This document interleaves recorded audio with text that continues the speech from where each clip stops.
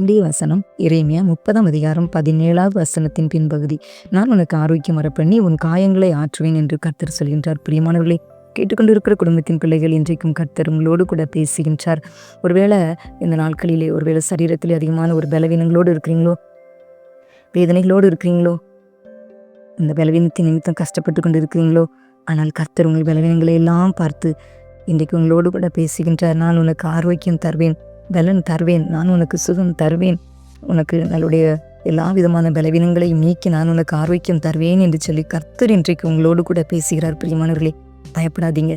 எந்த ஒரு ஃபீவர்னாலோ, ஒருவேளை எந்த ஒரு காரணமாக ஒருவேளை உங்கள் சரீரம் ஆரோக்கியம் அற்று போய் பலவீனப்பட்டு போய் காணப்படுவீங்களோ, ஆனால் கர்த்தர் நான் உனக்கு விடுதலை தருவேன், ஆரோக்கியம் தருவேன் என்று சொல்கின்றார்.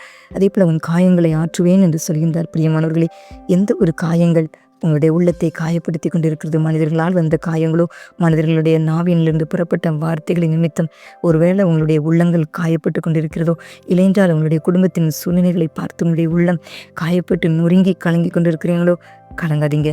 உன் காயங்களை நான் ஆற்றுவேன் என்று சொல்கின்றார். பிரியமானவர்களே, உங்களுடைய காயங்களை ஆற்ற, உங்களுக்கு ஆரோக்கியத்தை வரப்பண்ண, உங்கள் இருதயத்தின் பாரங்களை நீக்க, உங்களுக்கு நல்ல ஆரோக்கியத்தை கொடுக்க, சுகத்தை கொடுக்க ஒருவர் இருக்கிறார். அவர்தான் நாம் இயேசு. பிரியமானவர்களே, இன்றைக்கும் கர்த்தராகிய தேவன், கர்த்தராகிய இயேசு கிறிஸ்து இன்றைக்கும் உயிருள்ளவராக இருக்கின்றார்.